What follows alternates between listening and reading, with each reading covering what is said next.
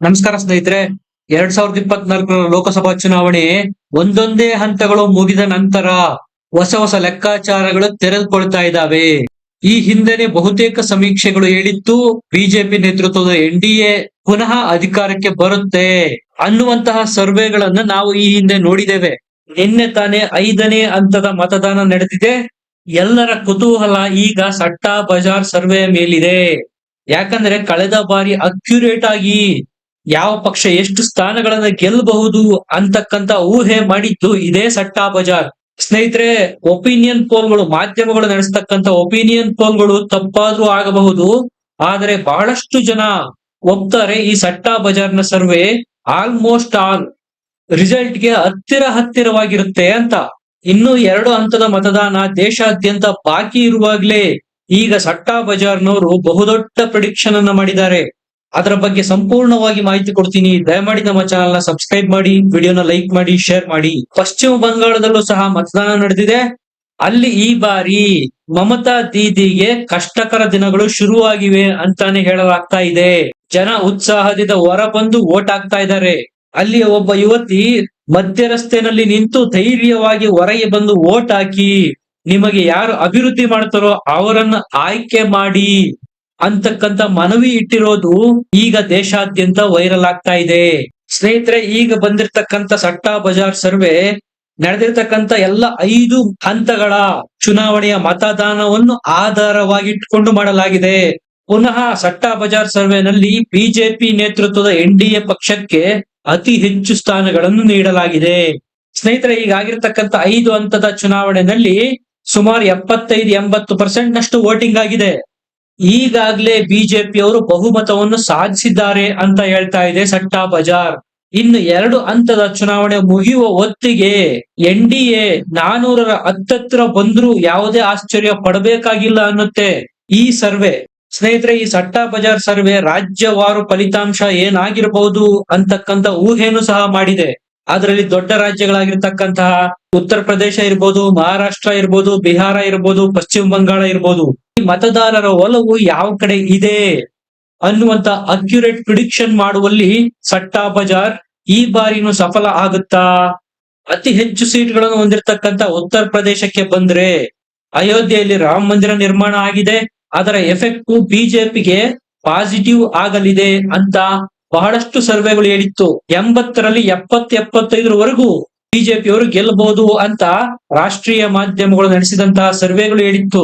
ಆದರೆ ಈಗ ಸಟ್ಟಾ ಬಜಾರ್ನವರು ಹೇಳ್ತಾ ಇರೋದು 60ರಿಂದ 65 ಸೀಟ್ಗಳನ್ನು ಬಿಜೆಪಿ ಮಾತ್ರ ಗೆಲ್ಲುತ್ತೆ ಅಂತ. ಈ ಬಾರಿ ರಾಜಸ್ಥಾನದಲ್ಲಿ ಕೆಲವು ಸೀಟುಗಳು ಬಿಜೆಪಿ ಕೈ ಜಾರಬಹುದು ಅಂತ ಸಟ್ಟಾ ಬಜಾರ್ನವರು ಪ್ರಿಡಿಕ್ಟ್ ಮಾಡ್ತಾ ಇದ್ದಾರೆ. ಇನ್ನ ಒಡಿಶಾ ರಾಜ್ಯದಲ್ಲಿ ಬಿಜೆಪಿಗೆ ಫಲಿತಾಂಶ ಪಾಸಿಟಿವ್ ಆಗುತ್ತೆ, ಅಂದ್ರೆ ಕಳೆದ ಬಾರಿಗಿಂತ 3-4 ಸೀಟ್ಗಳನ್ನು ಜಾಸ್ತಿ ಗಳಿಸುತ್ತೆ ಅಂತ ಹೇಳ್ತಾ ಇದೆ ಸರ್ವೆ. ಮತ್ತೊಂದು ದೊಡ್ಡ ರಾಜ್ಯ ಆಗಿರ್ತಕ್ಕಂಥ ಪಶ್ಚಿಮ ಬಂಗಾಳ, ಇಲ್ಲಿ ಬಿಜೆಪಿ ಕಳೆದ ಬಾರಿ 18 ಸೀಟ್ಗಳನ್ನ ಗೆದ್ದಿತ್ತು. ಈ ಬಾರಿಯ ಸರ್ವೆನಲ್ಲಿ ಅದನ್ನ 4 ಸೀಟ್ ಹೆಚ್ಚಿಗೆ ಮಾಡಿಕೊಂಡು 22ರವರೆಗೆ ಗೆಲ್ಲಬಹುದು ಅಂತ ಸಟ್ಟಾ ಬಜಾರ್ ನಲ್ಲಿ ಪ್ರಿಡಿಕ್ಷನ್ ಮಾಡಲಾಗ್ತಾ ಇದೆ. ಆದ್ರೆ ಸ್ನೇಹಿತರೆ, ಇಲ್ಲಿ ಬಿಜೆಪಿ ಅವರು ಬಹಳ ಕಾನ್ಫಿಡೆನ್ಸ್ ಆಗಿದ್ದಾರೆ. ನಾವು 28ರಿಂದ 30 ಕ್ಷೇತ್ರಗಳನ್ನು ಪಶ್ಚಿಮ ಬಂಗಾಳ ಒಂದರಲ್ಲೇ ಗೆಲ್ತೇವೆ ಅಂತ ಹೇಳಲಾಗ್ತಾ ಇದೆ. ಇವರ ಕಾನ್ಫಿಡೆನ್ಸ್ಗೆ ಕಾರಣ ಸಂದೇಶ್ ಖಾಲಿ ಘಟನೆ ಅಂದ್ರೂ ತಪ್ಪಾಗ್ಲಿಕ್ಕಿಲ್ಲ. ಇನ್ನ ಮಧ್ಯಪ್ರದೇಶದಲ್ಲಿ ಕಳೆದ ಬಾರಿ ಅಂದ್ರೆ 6 ತಿಂಗಳ ಹಿಂದೆ ನಡೆದಂತಹ ವಿಧಾನಸಭಾ ಚುನಾವಣೆಯಲ್ಲಿ ಬಿಜೆಪಿ ಭಾರಿ ಬಹುಮತದಿಂದ ಸರ್ಕಾರ ರಚನೆ ಮಾಡಿತ್ತು. ಹೆಚ್ಚು ಕಡಿಮೆ ಅಲ್ಲಿ ಎಲ್ಲ ಸೀಟ್ಗಳನ್ನು ಬಿಜೆಪಿ ಗೆಲ್ಲಲಿದೆ ಅನ್ನುತ್ತೆ ಸಟ್ಟಾ ಬಜಾರ್. ಇನ್ನು ಪಂಜಾಬ್ ನಲ್ಲೂ ಸಹ ಬಿಜೆಪಿಗೆ 1 ಅಥವಾ 2 ಸೀಟ್ಗಳು ಜಾಸ್ತಿ ಆಗಬಹುದು ಅಂತ ಹೇಳ್ತಾ ಇದೆ ಸರ್ವೆ. ಇನ್ನು ದಕ್ಷಿಣ ಭಾರತಕ್ಕೆ ಬಂದ್ರೆ ತೆಲಂಗಾಣದಲ್ಲಿ ಬಿಜೆಪಿ 6 ಸೀಟ್ಗಳನ್ನ ಗೆಲ್ಲುತ್ತಾ ಇದೆ. ತಮಿಳುನಾಡಿನಲ್ಲಿ 3ರಿಂದ 4 ಸೀಟ್ಗಳನ್ನ ಬಿಜೆಪಿ ಗೆಲ್ಲುತ್ತೆ ಅಂತ ಹೇಳಲಾಗಿದೆ. ಹರಿಯಾಣದಲ್ಲೂ ಸಹ 5ರಿಂದ 6 ಕ್ಷೇತ್ರಗಳನ್ನ ಬಿಜೆಪಿ ಗೆಲ್ಲುತ್ತೆ ಅನ್ನುತ್ತೆ. ಜಾರ್ಖಂಡ್ ನಲ್ಲಿ ಮತ್ತು ಛತ್ತೀಸ್ಗಢದಲ್ಲಿ ಈ 2 ರಾಜ್ಯಗಳಲ್ಲಿ almost all BJP clean sweep ಮಾಡುತ್ತೆ ಅಂತ ಹೇಳ್ತಾ ಇದೆ ಸರ್ವೆ. ಮೊದಲ 4 ಹಂತ ಅದರಲ್ಲಿ 381-82 ಸೀಟ್ ಬರುತ್ತೆ. ಅದರ ಪೈಕಿ ಎನ್ಡಿಎ 300ರ ಗಡಿ ಈಗಾಗಲೇ ದಾಟಿದೆ ಅಂತ ಹೇಳ್ತಾ ಇದೆ ಈ ಸರ್ವೆ. ಇನ್ನು ಉಳಿದಿರ್ತಕ್ಕಂಥ 162 ಕ್ಷೇತ್ರಗಳ ಪೈಕಿ ಸುಮಾರು 70ರಿಂದ 75 ಕ್ಷೇತ್ರಗಳನ್ನು ಗೆದ್ರೂ ಸಹ ಎನ್ಡಿಎ 380ರಿಂದ 400ರ ಹತ್ತತ್ರ ಹೋಗ್ತಕ್ಕಂತ ಎಲ್ಲ ಸಾಧ್ಯತೆಗಳು ಇದೆ ಅಂತ ಹೇಳುತ್ತೆ ಸಟ್ಟಾ ಬಜಾರ್ನ ಸರ್ವೆ. 5ನೇ ಹಂತದ ಮತದಾನದಲ್ಲಿ ಬಿಹಾರ, ಮಹಾರಾಷ್ಟ್ರ, ಒಡಿಶಾ, ಜಾರ್ಖಂಡ್, ಜಮ್ಮು, ಬಂಗಾಳ ಮತ್ತು ಲಡಾಖ್ ಇಲ್ಲಿ ಚುನಾವಣೆ ನಡೆದಿದೆ. ಈ ಪೈಕಿ ಬಿಜೆಪಿಗೆ ಅತಿ ಹೆಚ್ಚು ಸೀಟ್ಗಳು ಈ ಹಂತದಲ್ಲಿ ಬಂದಿರೋದು ಉತ್ತರ ಪ್ರದೇಶ, ಮಹಾರಾಷ್ಟ್ರ ಮತ್ತು ಜಾರ್ಖಂಡ್ ನಿಂದ ಅಂತ ಹೇಳಲಾಗ್ತಾ ಇದೆ. ಸ್ನೇಹಿತರೆ, ಮಹಾರಾಷ್ಟ್ರ ಚುನಾವಣೆಗೆ ಸಂಬಂಧಪಟ್ಟಂತೆ ಯಾರಿಗೂ ಎಷ್ಟು ಸೀಟ್ಗಳನ್ನ ಗಳಿಸ್ತಾರೆ ಅಂತ ಊಹೆ ಮಾಡೋದಕ್ಕೆ ಸಾಧ್ಯ ಆಗ್ತಾ ಇಲ್ಲ. ಈ ಹಿಂದೆ ಎಲ್ಲ ಮಹಾರಾಷ್ಟ್ರದಲ್ಲಿ ಬಿಜೆಪಿ ಹೆಚ್ಚು ಸೀಟ್ಗಳನ್ನ ಗಳಿಸುತ್ತೆ ಅಂತ ಹೇಳಲಾಗ್ತಾ ಇತ್ತು. ಆದರೆ ಪರಿಸ್ಥಿತಿ ಆಗಿದೆಯಾ? ಎನ್ಡಿಎ ಮೈತ್ರಿಕೂಟ ಮತ್ತು ಇಂಡಿಯಾ ಮೈತ್ರಿಕೂಟ ಎರಡೂ ತೀವ್ರ ಹಣಾಹಣಿ ನಡೆಸ್ತಾ ಇರೋದು ಗ್ರೌಂಡ್ ಲೆವೆಲ್ ಅಲ್ಲಿ ಗೊತ್ತಾಗ್ತಾ ಇದೆ. ಈ ಬಾರಿ ಎನ್ಡಿಎ ಮೈತ್ರಿಕೂಟಕ್ಕೆ ಮಹಾರಾಷ್ಟ್ರ ಅಷ್ಟು ಸುಲಭ ಇಲ್ಲ ಅಂತಕ್ಕಂಥದ್ನೇ ಸಟ್ಟಾ ಬಜಾರ್ನ ಸರ್ವೆನಲ್ಲೂ ಸಹ ತೋರಿಸಲಾಗಿದೆ.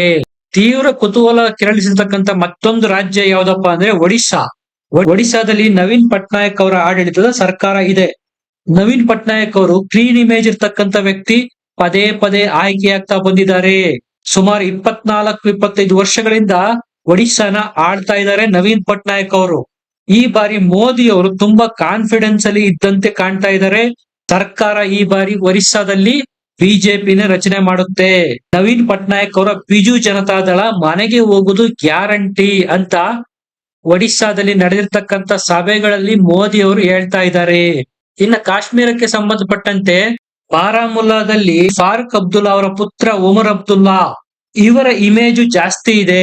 ಬಿಜೆಪಿಗೆ ಜಮ್ಮು ಕಾಶ್ಮೀರ ಸ್ವಲ್ಪ ಕಷ್ಟಕರ ಅಂತಾನೆ ಹೇಳಲಾಗ್ತಾ ಇದೆ. ಇಲ್ಲಿ ಹೆಚ್ಚಿನ ಸೀಟ್ಗಳನ್ನು ಬಿಜೆಪಿ ಗೆದ್ದಿದ್ದೆ ಆದ್ರೆ ಆತಂಕವಾದಕ್ಕೆ ಕಡಿವಾಣ ಹಾಕೋದಂತೂ ನಿಜ. ಸ್ನೇಹಿತರೆ, ಬಹಳ ವಿಶೇಷ ಅಂದ್ರೆ ಪಶ್ಚಿಮ ಬಂಗಾಳದಲ್ಲಿ ಈ ಬಾರಿ ದೀದಿಗೆ ದೊಡ್ಡ ಮುಖಭಂಗ ಕಾದಿದೆ ಅಂತಾನೆ ಹೇಳಲಾಗ್ತಾ ಇದೆ. ಭ್ರಷ್ಟಾಚಾರ, ಅವ್ರು ನಡೆಸ್ತಾ ಇರ್ತಕ್ಕಂತ ಹಿಂದೂ ವಿರೋಧಿ ಆಡಳಿತ ಇರಬಹುದು, ಬಿಜೆಪಿಗೆ ಸಪೋರ್ಟ್ ಮಾಡ್ತಕ್ಕಂತಹ ಜನರನ್ನು ಹುಡುಕಿ ಅವರ ಮೇಲೆ ದೌರ್ಜನ್ಯ, ದಬ್ಬಾಳಿಕೆ ನಡೆಸಲಾಗ್ತಾ ಇದೆ. ಹೆಚ್ಚು ಕಡಿಮೆ ಪಶ್ಚಿಮ ಬಂಗಾಳದಲ್ಲಿ ಸರ್ವಾಧಿಕಾರಿ ರೀತಿ ಆಡಳಿತ ಇದೆ ಅಂತ ಅಲ್ಲಿಯ ಜನ ಈಗ ತಮ್ಮ ಅಭಿಪ್ರಾಯನ ಹೊರ ಹಾಕ್ತಾ ಇದ್ದಾರೆ. ಇದೇ ಈಗ ಚುನಾವಣಾ ಫಲಿತಾಂಶದಲ್ಲಿ ರಿಫ್ಲೆಕ್ಟ್ ಆಗ್ತಾ ಇದೆ ಅಂತ ಹೇಳಲಾಗ್ತಾ ಇದೆ. ಈ ಬಾರಿ ದೀದಿ 15ರ ಕೆಳಗೆ ಸ್ಥಾನ ಗಳಿಸಿದ್ರು ಯಾವುದೇ ಆಶ್ಚರ್ಯ ಇಲ್ಲ. ಸಟ್ಟಾ ಬಜಾರ್ನವರು 48ರಲ್ಲಿ ಬಿಜೆಪಿಗೆ 22 ಕ್ಷೇತ್ರಗಳನ್ನು ಕೊಟ್ಟಿದ್ದಾರೆ. ಈ ಬಾರಿ 4 ಕ್ಷೇತ್ರಗಳನ್ನು ಜಾಸ್ತಿ ಗೆಲ್ಲಲಿದೆ ಬಿಜೆಪಿ ಅಂತ ಹೇಳಿದ್ದಾರೆ. ಪಶ್ಚಿಮ ಬಂಗಾಳದ ಜನಸಾಮಾನ್ಯರು ಈಗ ದೀದಿಯ ದುರಾಡಳಿತದ ವಿರುದ್ಧ ಸಮರ ಸಾರಿದ್ದಾರೆ ಅಂದ್ರೂ ತಪ್ಪಾಗ್ಲಿಕ್ಕಿಲ್ಲ. ಸ್ನೇಹಿತರೆ, ಒಂದಂತೂ ನಿಜ, ಸಂದೇಶ್ ಖಾಲಿ ಘಟನೆ ಆದ ಮೇಲೆ ಪಶ್ಚಿಮ ಬಂಗಾಳದಲ್ಲಿ ಜನರ ಅಭಿಪ್ರಾಯ ಚೇಂಜ್ ಆಗಿದೆ. ದೊಡ್ಡ ಮಟ್ಟದ ಬದಲಾವಣೆಗಳನ್ನು ನಿರೀಕ್ಷೆ ಮಾಡಲಾಗ್ತಾ ಇದೆ. ಈ ಬಾರಿಯ ಪಶ್ಚಿಮ ಬಂಗಾಳದ ಎಲೆಕ್ಷನ್ ಯಾವ ರೀತಿ ನಡೀತಾ ಇದೆಯಪ್ಪ ಅಂದ್ರೆ ಇದು ಮೋದಿ ವರ್ಸಸ್ ದೀದಿ ಅಂತಕ್ಕಂತಹ ಟರ್ನ್ ಪಡೆದಿದೆ. ಖುದ್ದು ಎಲ್ಲ 48 ಕ್ಷೇತ್ರಗಳಲ್ಲೂ ನರೇಂದ್ರ ಮೋದಿ ಅವರು ಮತ್ತು ಮಮತಾ ಬ್ಯಾನರ್ಜಿ ಅವರೇ ನಿಂತಿದ್ದಾರೇನೋ ಅನ್ನುವಂತ ಪರಿಸ್ಥಿತಿ ನಿರ್ಮಾಣ ಆಗಿದೆ. ಇದು ಈ ಬಾರಿ ಪಶ್ಚಿಮ ಬಂಗಾಳದಲ್ಲಿ ನಿರ್ಣಾಯಕ ಫಲಿತಾಂಶ ಕೊಡುತ್ತೆ ಅಂತಾನೆ ಹೇಳಲಾಗ್ತಾ ಇದೆ. ಸ್ನೇಹಿತರೆ, ಇದಿಷ್ಟು 5 ಹಂತದ ಮತದಾನ ಮುಗಿದ ನಂತರದ ಪರಿಸ್ಥಿತಿ ಏನಾಗಿದೆ, ಯಾವ ಪಕ್ಷ ಮುನ್ನಡೆಯಲ್ಲಿದೆ ಅನ್ನುವುದರ ಬಗ್ಗೆ ನಿಮಗೆ ಏನನ್ಸುತ್ತೆ ಕಮೆಂಟ್ ಸೆಕ್ಷನ್ ಅಲ್ಲಿ ಬರೆದು ತಿಳಿಸಿ. ವಿಡಿಯೋನ ಲೈಕ್ ಮಾಡಿ, ಶೇರ್ ಮಾಡಿ, ನಮ್ಮ ಚಾನೆಲ್ ನ ಸಬ್ಸ್ಕ್ರೈಬ್ ಮಾಡಿ. ಮತ್ತೆ ಸಿಗೋಣ. ನಮಸ್ಕಾರ.